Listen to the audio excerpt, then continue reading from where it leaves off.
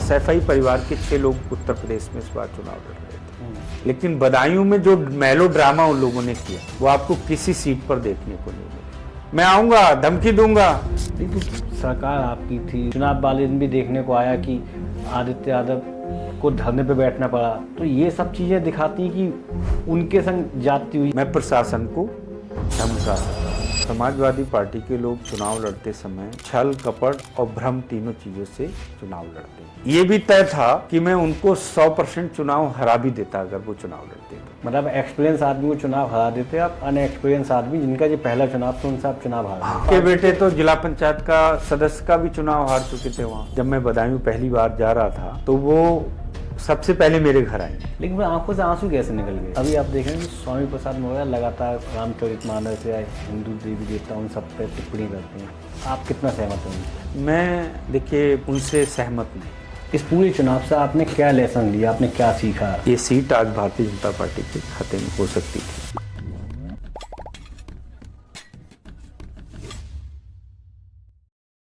मुझे लगभग 6 महीने पहले किसी एक व्यक्ति ने कहा कि पार्टी आपको भी बदायूं चुनाव लड़ा सकती है। मैंने उनको मैंने कहा मुझे अभी इस बारे में कोई जानकारी नहीं है, नाम का खुलासा ठीक नहीं है, नाम का मैं ले दूं, लेकिन समाजवादी पार्टी से चुनाव श्री शिवपाल सिंह यादव जी का घोषित हुआ था। पहले टिकट तो धर्मेंद्र यादव का हुआ था। पहले धर्मेंद्र यादव जी का टिकट 6 महीने पहले तो धर्मेंद्र यादव जी के बाद में वहां का टिकट कटा, 18 दिन तक किसी का नहीं हुआ। 18 दिन के बाद शिवपाल सिंह यादव का टिकट होता है, उसका बहुत दिन वो नहीं आते हैं चुनाव, मतलब बदायूं में ही नहीं आते हैं। उस समय तक ये कयास लगाए जा रहे थे कि हो सकता है धर्मेंद्र यादव वापस आ जाएं। तो आप ये कह रहे हैं कि 6 महीने पहले किसी ने आपको संकेत दिए, आप खुद बृहद क्षेत्र में 13 सीटों पर देख रहे थे कहाँ कहाँ परिवर्तन की गुंजाइशें हैं, तो वो गुंजाइश पहले ही तय हो गई थी कि संघमित्रा मौर्य का टिकट काटा जाएगा, जबकि उन्होंने ही धर्मेंद्र यादव को चुनाव हराया, 28 साल का बीजेपी का सूखा खत्म किया। देखिए ऐसा नहीं है कि 6 महीने पहले तय हो गया था, मतलब संकेत अगर आ गए तो इसका मतलब चर्चा थी, जो चर्चित नाम थे कि कौन हो सकता है, कौन हो सकता है। वैसे तो 2019 में मैंने भी टिकट मांगा था। अच्छा, आपने 19 में भी मांगा था? 19 में मैंने बदायूं से टिकट मांगा था। हाँ। और जितने हमारे बड़े लोग हैं वो सब जानते हैं कि बदायूं से टिकट मांगा। तब संघमित्रा जी नहीं मांग रही थी यहाँ, लेकिन अचानक से वो आई, उनको टिकट हुआ, सब लोग उनके साथ सहमत खड़े हुए। इस बार भी कोई ऐसा नहीं है, मैं कह रहा हूँ 6 महीने पहले मुझे बता दिया, लेकिन हाँ कहीं ना कहीं इस बात की चर्चा थी कि अगर टिकटों में बदलाव होगा तो मेरा भी नाम हो सकता है। मेरे टिकट की घोषणा हुई तो सही बात तो यह है कि मुझे तब तक पूरी तरीके से जानकारी नहीं थी कि मुझे चुनाव लड़ना ही पड़ेगा। मैं सही मायने में 13 सीटों पर पार्टी के चुनाव की तैयारी करा रहा था। चलिए, अब हम सबसे पहले ये जानना चाहेंगे कि आपका ये जो टिकट था, कब आपको लगा कि आप मैदान में आपको उतार दिया गया है? वो मत बताइएगा जो सबको पता है कि एक लिस्ट आई और आपका नाम आया। आपको कब मालूम हो गया कि अब मुझे बदायूं में? देखिए, जब संघमित्रा जी का टिकट पहली लिस्ट में घोषित नहीं हुआ, टिकट मेरा पहले नहीं हुआ, पहले टिकट जिनके नहीं हुए थे पहली लिस्ट में वो टिकट रुक गए थे कि इनको टिकट नहीं होना है, तो बीजेपी बदायूं का भी टिकट होल्ड पर था, और मुझे जो टिकट मिला वो भी इस आधार पर मिला कि मैं पार्टी का कार्यकर्ता हूं। वो तो जिसको भी मिलता वो पार्टी वर्कर होता है बीजेपी में। मैंने कि संघमित्रा जी का टिकट क्यों कटा, जिसने बीजेपी का इतना लंबा सूखा खत्म किया, वो ऊपर से साक्य को काट के साक्य को टिकट दिया गया, तो उनका टिकट क्यों कटा? देखिए, पार्टी आप में तो वैसे भी क्षेत्रीय अध्यक्ष के नाते सारी पार्टी पे पहले ही, वो सारी सीटों पे पहले ही आप अध्ययन कर ही रहे होंगे। पार्टी में टिकट कटना और मिलना एक स्वाभाविक प्रक्रिया है, और उसके लिए जो नेतृत्व है वो अपने उसके सर्वे हैं, अपने उसके मानक हैं, उसके आधार पर किसको टिकट देना है, सर किसको वे नहीं उसके देना, मानक पे कहाँ, आपने देखे हैं कितनी बार अचानक से दूसरी पार्टी का आदमी आया वो टिकट ले जाता है। किसको टिकट देना है, किसको नहीं देना है, ये शीर्ष नेतृत्व का काम है। और शीर्ष नेतृत्व टिकट देने का और बदलने का दोनों का राइट है, और ये एक स्वाभाविक प्रक्रिया है। इसके कारण वजह जो भी हों वो तो मैं नहीं बता सकता, चूंकि नेतृत्व ने उसको तय किया है। लेकिन इस पर कोई प्रश्न करना ये कि क्यों बदल दिया, कैसे बदल दिया, कोई ना कोई वजह रही होगी। वो वाजिब वजह मैं नहीं बता पाऊंगा, क्योंकि मुझे उसके बारे में जानकारी भी नहीं। आपको पता है, आप नहीं बता रहे। ऐसा नहीं है, नहीं क्योंकि मतलब ठीक है, आप किसी पद पे बैठे हैं, आप अनुशासन के तहत बंधे हुए हैं, लेकिन ये कहना गलत होगा आपको नहीं पता है। हर सीट पे अगर आप अपनी 13 सीटों पे आप 6 महीने से या इतने साल से आप मेहनत कर रहे थे, जब से क्षेत्रीय अध्यक्ष बने 1 साल से, तो आपको तो पता ही होगा किन किन सीटों पे आप परिवर्तन करने की, आपने भी कहीं कुछ लिख के दिया होगा, आपको भी लगा होगा यहाँ मेहनत की कमी है, कैंडिडेट बदलने पे हम सीट जीत सकते हैं। तो ये सब चीज़ें होती हैं, वो आप नहीं बता रहे हैं, वो आपका, हम उस पर फोर्स नहीं करेंगे। कोई चीज़ अगर आपको लगता है कि नहीं बतानी चाहिए, कोई नहीं, लेकिन आप हमको ये तो बताइए कि आपका टिकट अब हुआ, अब आपके टिकट के बाद फिर आपने संघमित्रा जी को ही कैसे मना लिया? कोई सबसे बड़ा टास्क तो वही रहा होगा आपके लिए। देखिए, संघमित्रा जी से प्रदेश के लोगों ने भी बात की थी और मैंने भी बात की थी, और उन्होंने बड़े आसानी से ही अपनी सहमति मेरे साथ चुनाव में दी। जब मैं बदायूं पहली बार जा रहा था तो वो सबसे पहले मेरे घर आई, सबसे उन्होंने अपना पहले। बड़ा दिल दिखा दिया। बड़ा। लेकिन फिर आंखों से आंसू कैसे निकल गए? बड़े मंच पे बैठ के कहीं ना कहीं तो वो कुछ लगा तो होगा ही। जहाँ तक आंसू की बात है, मुझे लगता है एक स्वाभाविक प्रक्रिया है, और हर आदमी को कहीं कोई चीज़ जाती है, उसके पास से कोई बात आती है, तमाम आदमी के मन में ख्यालात आते हैं। और तो बीजेपी के हिस्से में इतनी बड़ी उन्होंने सीट ला के दे दी, जो सीट 2014 में भी बीजेपी नहीं जीत पाई, जब पूरे देश में मोदी जी की सुनामी थी।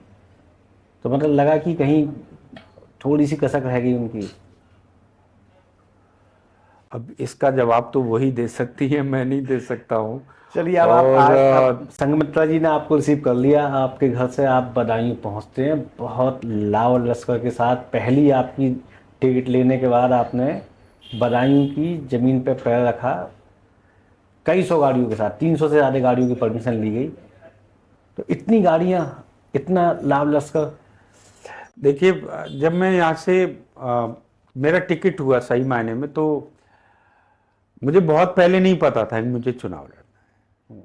चर्चा जरूर थी, लेकिन मुझे पता नहीं था मुझे टिकट मिलेगा, और मैं बहुत ज़्यादा डिमांडिंग भी नहीं था, क्योंकि मेरे पास काम था, मैं लड़ा भी रहा था। नेतृत्व ने मुझे टिकट दिया, मैं अपने नेतृत्व का बहुत आभारी भी हूँ कि उन्होंने मेरे जैसे कार्यकर्ता पर भरोसा किया। जब टिकट होने के बाद में मेरे समर्थक, मेरे मित्र यहाँ बैठे थे मेरे आवास पर, तो शुरुआत में पहले दिन ये डेट तय हुई कि इस दिन बदायूं हम लोग जाएंगे। पहले शायद संभवतः 50 गाड़ियों की परमिशन हुई, फिर 150 की हुई। फिर हम लोग ये सोच रहे थे, मैंने उनको कहा कि भाई देख लो, कोई ऐसा इशू ना आए कि लोग प्रश्न खड़ा करें। तो मुझे नंबर नहीं याद है, आप कह रहे हैं 300 350 300 की 2 बार मतलब परमिशन नंबर बढ़ाई बढ़ा। गई, ये मुझे ध्यान है। हाँ। मैंने उनको ये जरूर कहा था कि परमिशन बढ़ाना। तो आपको लगा ये टिकट आपको एक आसान रास्ता था, या पार्टी ने आपको बहुत मुश्किल राह पे खड़ा कर दिया? कि धर्मेंद्र यादव होते तो आपको लगता है कि शायद आपके लिए आसान होता। यहाँ तो शिवपाल सिंह यादव के सामने टिकट दिया गया आपको। नहीं, जब शिवपाल सिंह यादव के सामने मेरा टिकट घोषित हुआ, तो सही मायने में मेरे मन में ये कॉन्फिडेंस था कि मैं हर हालत में इनको चुनाव हरा दूंगा। क्या प्लानिंग ऐसी बना ली थी आप? और ये भी तय था कि मैं उनको 100% चुनाव हरा भी देता अगर वो चुनाव लड़ते तो। लेकिन मतलब एक्सपीरियंस आदमी को चुनाव हरा देते आप, अनएक्सपीरियंस आदमी जिनका ये पहला चुनाव था उनसे आप चुनाव हार गए। हाँ, वो इस बात को ये कैसे, ये ये आप वो बताओ। भाप भी गए।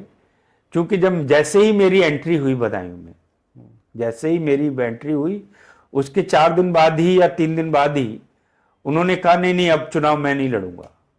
पहले धर्मेंद्र यादव जी ने सरेंडर किया, फिर शिवपाल सरेंडर यादव किया, उनका टिकट कटा? ये टिकट का मैं तो यही मानता हूं सरेंडर किया। अच्छा। मैं तो यही मानता हूं। फिर उन्होंने जैसे ही मैं गया, और उसमें केवल गाड़ियों का काफिला नहीं था। जब मैं पुठी सिरोही पर पहुंचा था, जो बरेली बदायूं का बॉर्डर है, पुठी सराय, तो वहां पब्लिक का भी बड़ा हुजूम था। वो बदायूं लोकसभा की थी, और बदायूं लोकसभा पुठी सराय से लेकर और बदायूं तक कोई ऐसी जगह नहीं है। आप उस दिन रहे होंगे, आप अपनी मीडिया जो विजुअल हैं, वीडियो विजुअल है, उनको देखिए कि पब्लिक भी बड़ी मात्रा में मेरे। खुद के आपकी इंट्रेंस, हाँ, आपकी पहली जो आप बदायूं पहुंचे जब हाँ, टिकट लेके, वो आप बहुत धमक के संग पहुंचे। तो उसमें बड़ी मात्रा में मुझे जनता का लाड़ प्यार मिला, लोग आए, और मेरे जीवन का बहुत रोमांचक पल भी था। सही मायने में तो ये मेरे जीवन का भी बड़ा रोमांचक पल था। कितने सारे प्यार करने वाले जनता जनार्दन का आशीर्वाद मुझे मिल रहा था। तो मुझे लग रहा था उस जनता जनार्दन के भरोसे के नाते मैं ये जज कर रहा था कि मैं उनको चुनाव हरा दूंगा, और उस बात की ही शायद उन्हें जो जनता उमड़ी उसकी खबर पहुंची, और उन्होंने उस चुनाव से अपने आप को सरेंडर किया, क्विट किया, अपने लड़के को आगे बढ़ाया।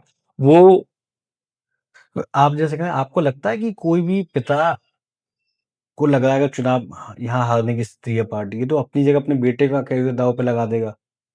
देखिए, कैरियर दाव पे उनका कोई कैरियर ही नहीं था। उनके अब बेटे का स्टार्ट क्या किया कैरियर था? राजनीतिक उनके पार्टी बेटे के। तो जिला पंचायत का सदस्य का भी चुनाव हार चुके थे वहां मैनपुरी में, वहां जहां थे वहां जिला पंचायत चुनाव उनके लिए एक अवसर था। तो इसलिए, या उनकी जो भी रणनीति रही हो, कुल मिला के उन्होंने चुनाव से अपने आप को सरेंडर किया, और ये उनकी रणनीति रही। उन्होंने अपने आप को फ्री किया, अपने आप को। फ्री किया हाँ। चुनावी मैनेजमेंट के लिए। मैं ये मानता हूं वो उनको चुनावी मैनेजमेंट के लिए उन्होंने अपने आप को फ्री किया। अगर वो खुद लड़ते रहते तो चुनाव निश्चित रूप से शिवपाल यादव जी को मैं हरा देता, क्योंकि थोड़ा उनका अनुभव चुनाव का है, मैं ये जानता हूं। बाई हुक बाई कुक सारे हथकंडों में माहिर हैं वो, और उन्होंने उसका उपयोग भी चुनाव के दौरान।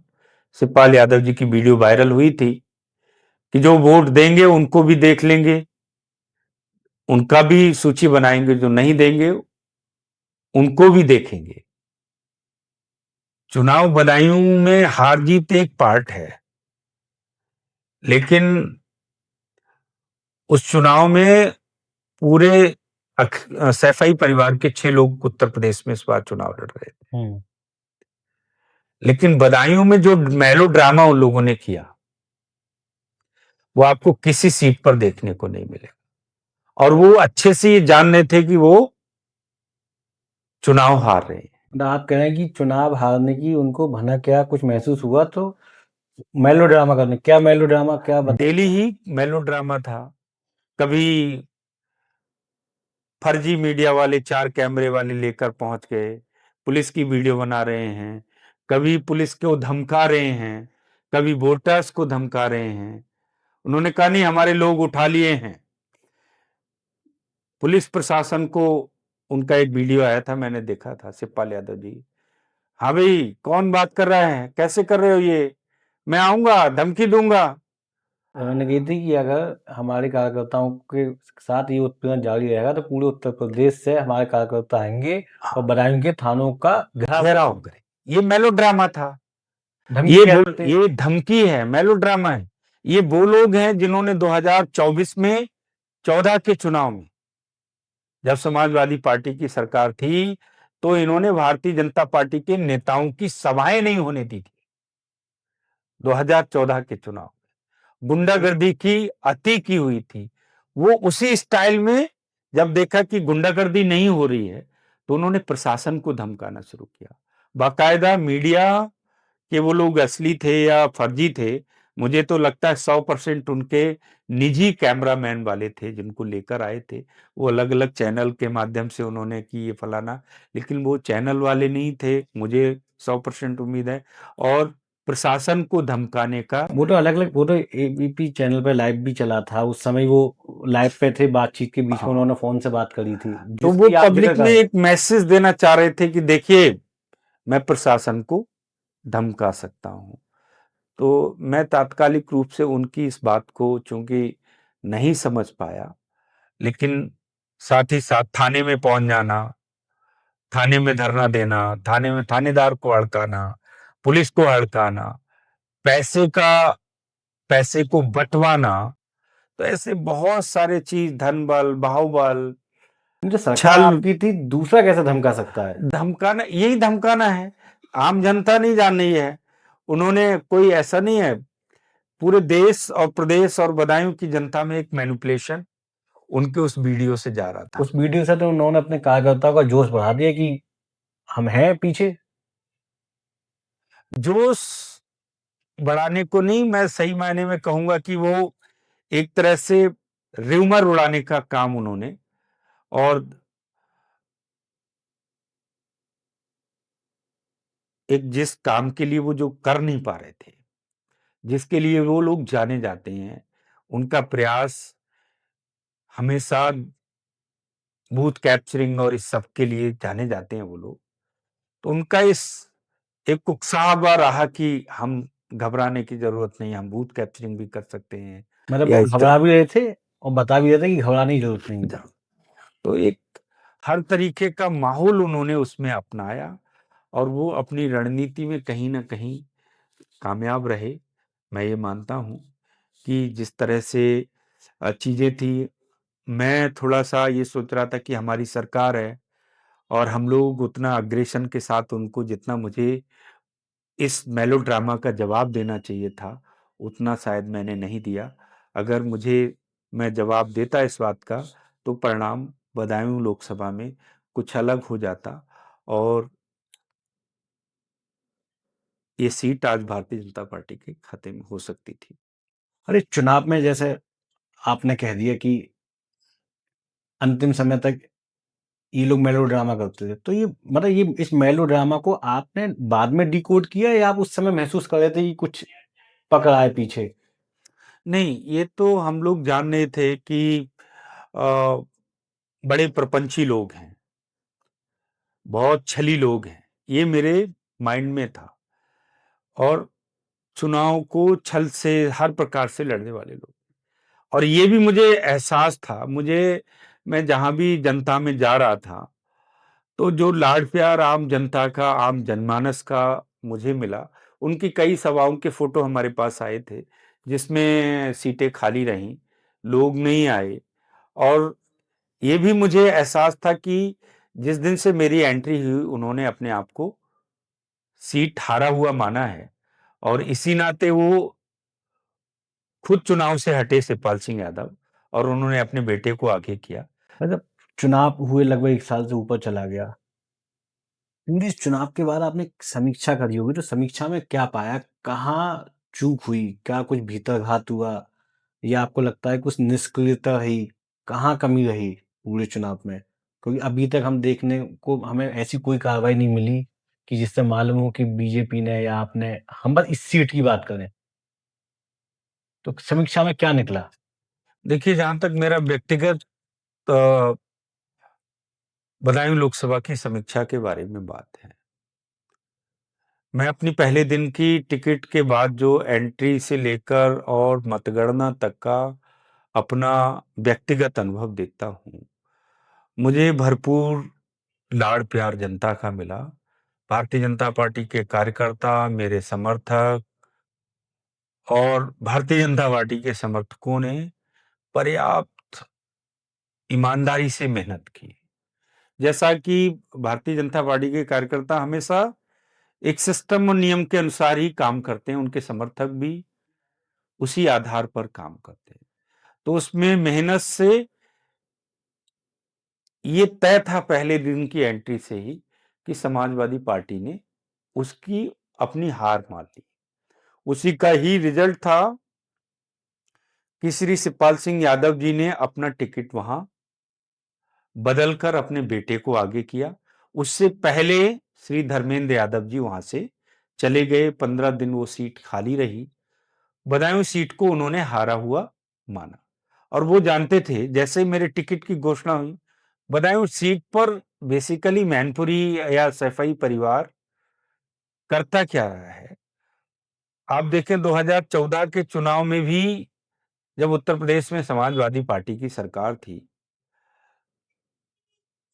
तो समाजवादी पार्टी के लोगों ने 2014 में पर्याप्त गुंडागर्दी बदायूं में की, जिसके आधार पर उन्होंने हमारे जो कैंडिडेट थे श्री बागीश पाठक जी, वो चुनाव लड़ रहे थे। कई जगह उन्होंने अराजक तत्वों के माध्यम से उस चुनाव को डिस्टर्ब करने का प्रयास किया और प्रयास करने में सफल भी रहे।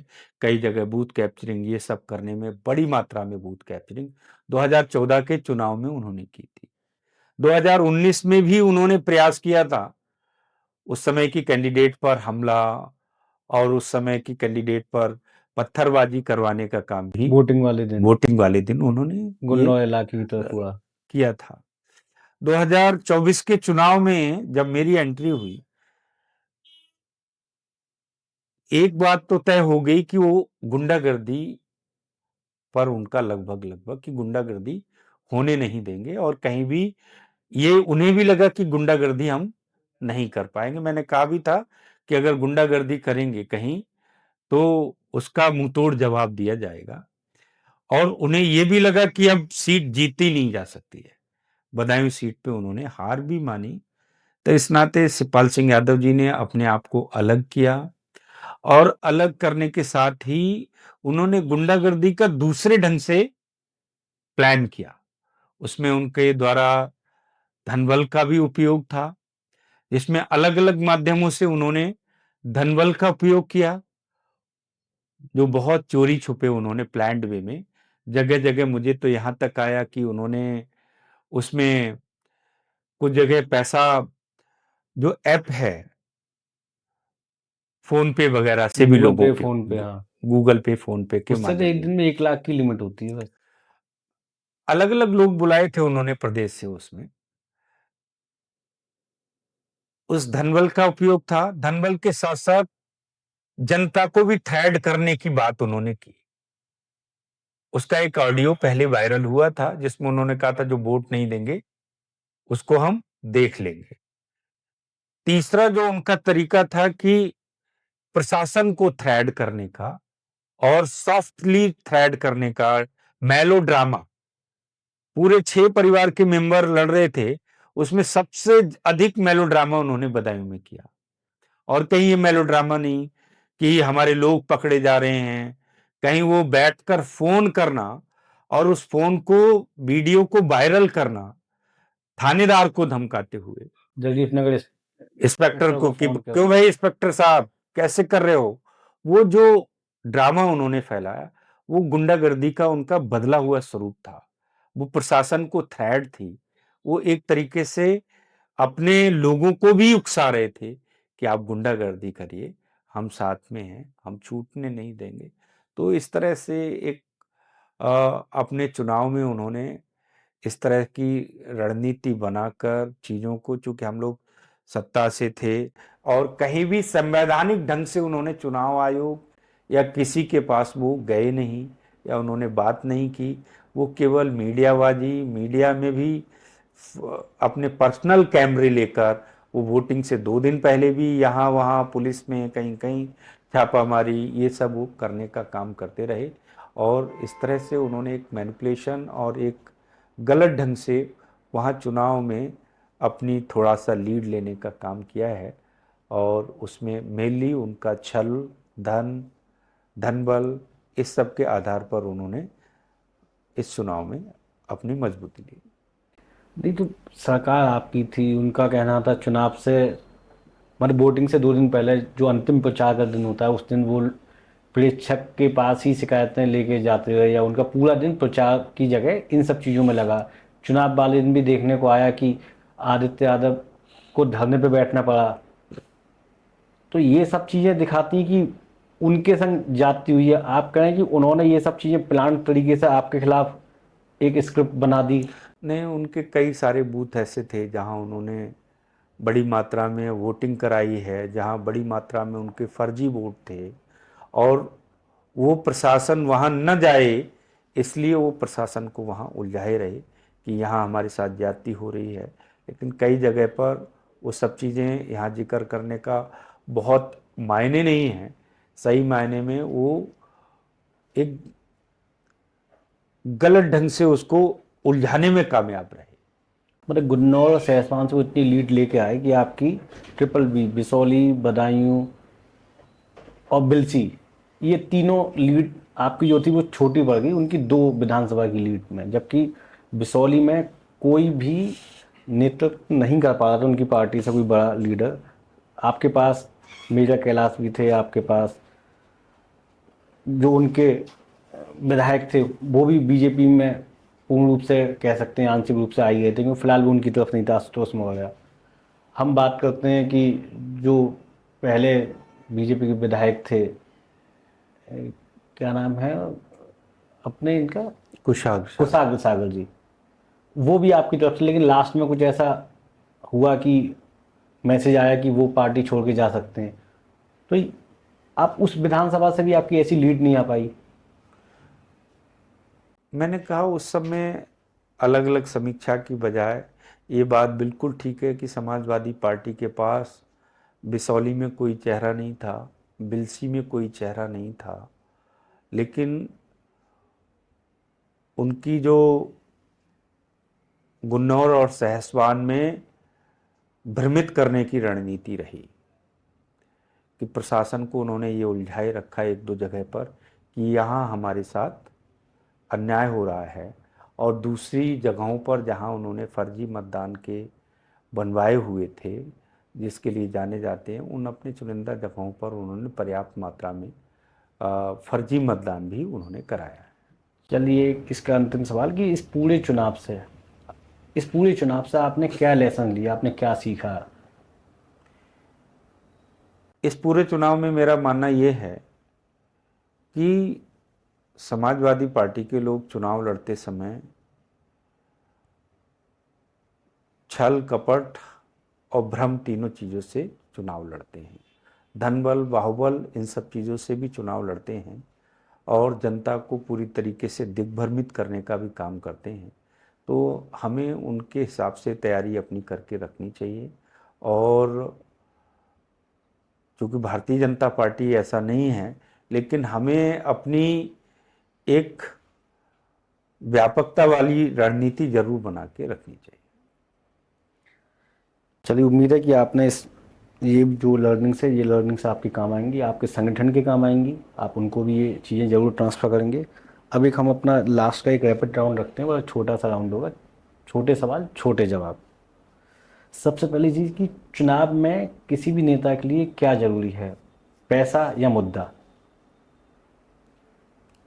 देखिए, चुनाव में नेता के लिए सबसे ज़रूरी तो मुद्दा ही है, लेकिन आज की डेट में अर्थ का मैनेजमेंट भी होना आवश्यक है।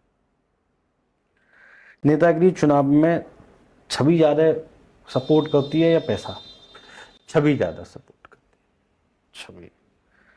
क्या आज भी वोट जीतो चुनाव जीतो की थोड़ी काम करती है, या आप सोशल मीडिया के जरिए माहौल बना के भी चुनाव जीत सकते हैं। है। नहीं, लोकतंत्र में असली लड़ाई तो बूथ पर ही होती है, इसलिए बूथ जीतो चुनाव जीतो ये रणनीति सबसे ज़्यादा कामयाब रणनीति।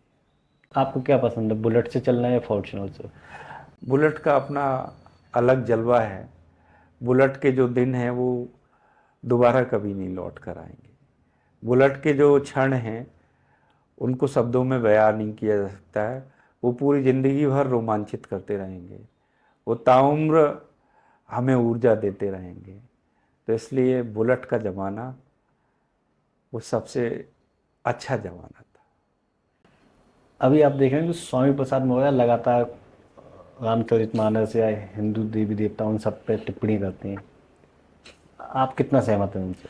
मैं, देखिए, उनसे सहमत नहीं हूँ, उनके साथ जो और मारपीट की इसलिए जा भी रही है। सहमत नहीं हूँ, वो स्वयं को बुद्ध के अनुयायी कहते हैं। महात्मा बुद्ध ने कभी भी किसी के ऊपर भी किसी की भी निंदा नहीं की। जिसने बुद्ध की निंदा की, बुद्ध ने उसकी भी निंदा नहीं की। तो इसलिए मैं ये कहता हूं, बुद्ध ने एक नया मार्ग दिया, आप किसी की निंदा करने वाले नहीं करनी चाहिए। हाँ, जो दूसरा आपने प्रश्न पूछा कि उनके साथ जो मारपीट हो रही है, मैं उससे भी असहमत हूं। वो लोकतंत्र के व्यवस्था के खिलाफ है और उन पर भी हमला निंदनीय है। अच्छा, असली ताकत आप कहाँ महसूस करते हैं, आरएसएस में या बीजेपी में? असली ताकत संगठन में है। चाणक्य किसको मानते हैं आज के टाइम में आप, आरएसएस को या अमित शाह जी को? देखिए, आरएसएस देश में राष्ट्रवादी विचारधारा को पुष्ट करने के लिए वर्षों से काम कर रहा है। आरएसएस का सपना है एक देश परम वैभव पर पहुंचे, पूरी दुनिया को नेतृत्व दे। तो इसलिए आरएसएस जैसा संगठन दूसरा कोई भी नहीं है। आरएसएस का स्वयंसेवक होने के नाते मुझे भी ये लगता है कि आरएसएस की जो गतिविधियां पूरे देश भर में हैं, वो निश्चित रूप से देश को मजबूती प्रदान करने के लिए है। आपके 29 साल के राजनीतिक कैरियर में आपको कोई ऐसा फैसला आपके ऊपर थोपा गया हो जिससे आप असहमत रहे हो? देखिए, फैसले की सहमति असहमति तो अनेक बार हुई है, लेकिन मुझे लगता है कि वो थोपा नहीं गया, क्योंकि भारतीय जनता पार्टी में सबसे ज़्यादा लोकतंत्र है। मैं समझता हूँ इससे ज़्यादा इंटरनल लोकतंत्र नहीं है, जहाँ कोई भी कार्यकर्ता अपनी बात कह सकता है। तो असहमति तो निर्णयों में बहुत बार रही होगी, लेकिन ऐसा कभी नहीं हुआ कि कोई निर्णय मेरे ऊपर थोपा गया। आज के युवाओं को आप क्या कहना चाहेंगे कि अगर वो राजनीति में आना चाहते हैं तो? मैं आज के नौजवानों को ये कहना चाहता हूँ कि अगर वो राजनीति में आना चाहते हैं तो सबसे पहले अपनी विचारधारा को जरूर तय करें। प्राथमिकता ये जरूर तय करें कि देश हित किस में है, कौन देश को आगे ले जाने वाली विचारधारा वाली पॉलिटिक्स है, पॉलिटिकल पार्टी है, उसको तय करें और देश को प्राथमिकता में आगे रखते हुए अपने दल का चयन करते हुए राजनीति में आगे आए। आज की हमारी चर्चा यहीं हम समाप्त करते हैं। ये थे ध्रुवेंद्र सिंह साकी जी, जिन्होंने अपना जीवन और अपने चुनाव दोनों पर बहुत खुल के बात करी। और इस बातचीत से आप कितने सहमत हैं ये आप हमको कमेंट बॉक्स में बताइएगा। हमारी इस पूरी चर्चा से आप कितने सहमत हैं? अगर आपको लगता है कि हमसे कोई कमी रह गई या हमसे कोई गलती हुई है, उसको भी आप हमें बताइए, जिससे हम इस गलती को ना दोहराएं। धन्यवाद।